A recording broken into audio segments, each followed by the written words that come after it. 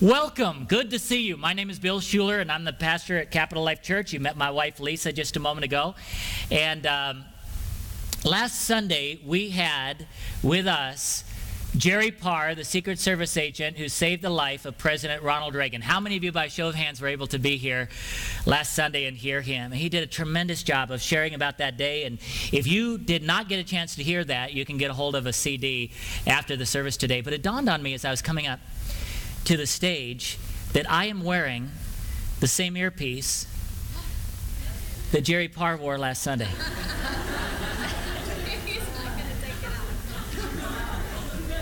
The eagle has landed. Brad Pitt, too, has approached the podium. No, strike that. He just left the podium. Pee Wee, too, is about to bring a word. Okay.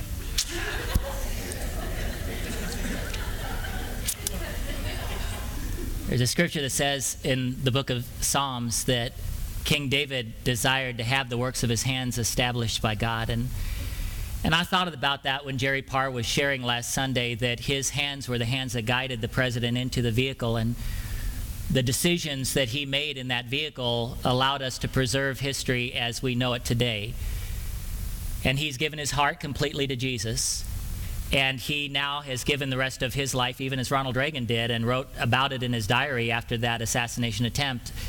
They both gave the rest of their lives in commitment to Jesus. Jerry Parr had that commitment in his heart prior to that, but we have seen it in ministry since then. So it was a wonderful service, and I encourage you to hear that. A couple of Sundays ago, I spoke in regard to the question, why?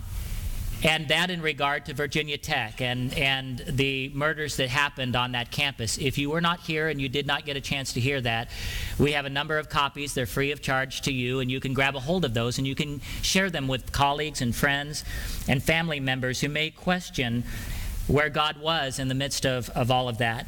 This morning, I was thinking about Mount Everest. I don't know why, but I was. I've been studying a little bit out of a book called The Adversity Quotient by a Dr. Paul Stoltz. And in the beginning of that book, he talks about Mount Everest. And the truth is that Mount Everest is the highest point, that the closest that we can get to heaven as human beings, as standing still on this earth. Sir Edmund Hillary, I wrote to him years ago. He was the first to get to the top of Mount Everest. And I asked him questions about when he knew, at what point did he know he was going to make it to the top, and what did he feel at that moment, and what other great discoveries are still out there that have yet to be made. And he responded with a handwritten letter back in the mid-1990s and responded to my questions of when he knew and what he felt, and that the greatest discoveries may be under on the ocean floor and in the ocean. And so, there's a challenge there to those of you that want to discover new things, that they may be on the bottom of the ocean. But there's only 1 in 7 that will make the attempt to get to the summit of Mount Everest that will actually make it to the top, 1 in 7. And there at the top, the storms are so strong, they're 100 miles per hour plus when you get to the top. In fact, at that point, your visibility is 0. So you have to hold your hand so close to your face even to be able to see it. The cold factor is 3 digits below 0. If you cough, once you get past 18,000 feet, the likelihood is that you will fracture a rib.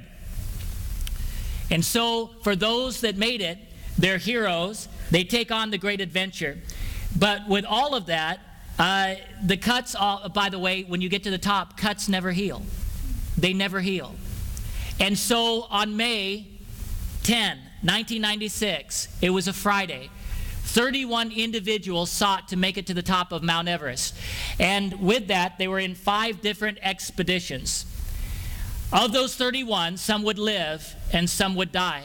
Because by the time they were making it to the top of Mount Everest, when they were almost there and making it to the top, one of those 100-mile-per-hour storms came and enveloped them. There was one man by the name of Doug Hansen, and he's a postal worker. And Doug Hansen would rest on his way down from the mountain trying to make it back down. In resting, it's one of the worst things that you could do. He would be found by a rescue team later. he died in his effort to come back down the mountain. There was another one, and his name was Beck Weathers. And Beck Weathers would be found unconscious by a rescue team. And that team, when they found him, it was dark. They recognized that where he was treacherous. And so when they found Blake, instead of taking him with them, they left him to die. Blake then, because he was unconscious, he was just simply on his back. Now he was alone, but he came to consciousness. And when he came to consciousness, he realized something. He was either going to find something deep inside of him and rise up on his feet and try and make it off the mountain, or he would be dead within hours. He knew that. Later, Newsweek magazine would interview him, and he would talk about what it was like to find himself flat on his back in the ice. And he would take his hand and he would bring it up very close to his nose to be able to see it. And looking at his hand, he said it looked like molded plastic. He said, I saw that with my physical eyes, but there was something that he also saw with eyes that were stronger than his physical eyes. He could see the imagery of his wife. And he could see the images not only of his wife, and he said it was clear as could be, but he could also see the images of his children. And something inside of him arose. And because that something that was strong inside of him rose up, he found himself on his feet, alone, cold, half of his life gone. But he made his way step by step down the mountain. In the descent, he saw something, and it was a blue rock or stone. So he moved towards that blue rock. It ended up being a blue tent.